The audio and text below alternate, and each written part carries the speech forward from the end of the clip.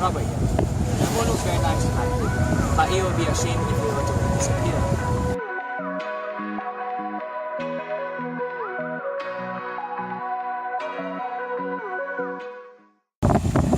How we can understand what happens if the moon disappears? We have to understand what currently affects the Earth.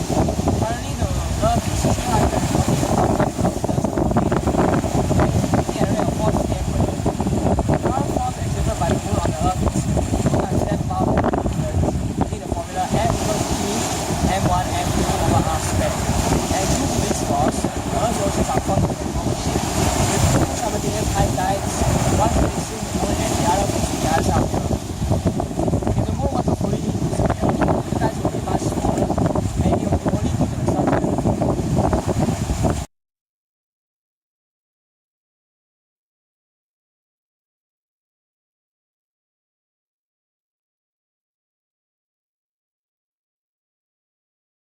Now, let's think about what would happen if the moon were to be reduced in size by 70%. The changes would be quite interesting.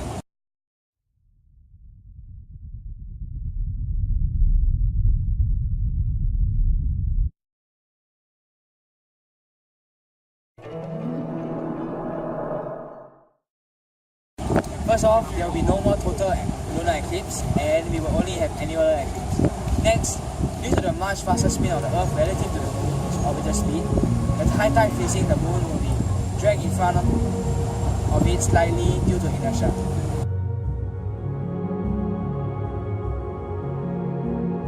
A moon with a smaller mass will correspondingly lead to a smaller tides on Earth. The smaller tides will have less mass compared to the initial high tides, hence there will be less influence on the moon's orbit. This will result in the smaller moon being closer to the Earth, which also creates less drag for the Earth, causing our planet to slow down. A 30% size moon will result in our days being 45 hours long instead of the usual 24 hours. Now that you know what would happen if the moon was to disappear, do you know how to go about causing it? Well, to do so, we need to know how much energy is holding the moon together in order to know how much energy is needed to destroy it. Luckily, we have the numbers, and the gravitational energy holding the moon together is equal to 1.24 times 10 to the power of 29 joules. And that is how much energy is needed at minimum to destroy the moon. Now, if you were to destroy the moon using TNT, given that 1 ton of TNT releases 4.14 billion joules of energy, we will need a total of 3 times 10 to the power of 19 tons of TNT to blow up the moon, equivalent to a sphere of 470 kilometers in diameter and 30% of the mass of the moon itself. And that is assuming the TNT doesn't have energy holding itself together.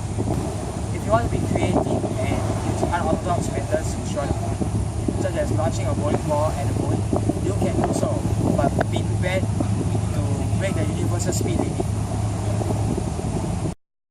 If we were to use a 7.2 kg bowling ball, it would have to be travelling at a speed of 1.86 times 10 to the power of 14 meters per second, which is 600,000 times faster than the speed of light.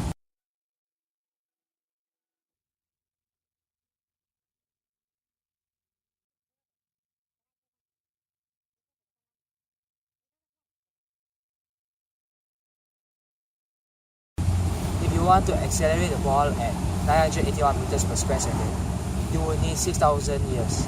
And using v squared equals u squared plus 2as, you need to start accelerating from 1.8 billion light years away, 18,000 times the length of the Milky Way.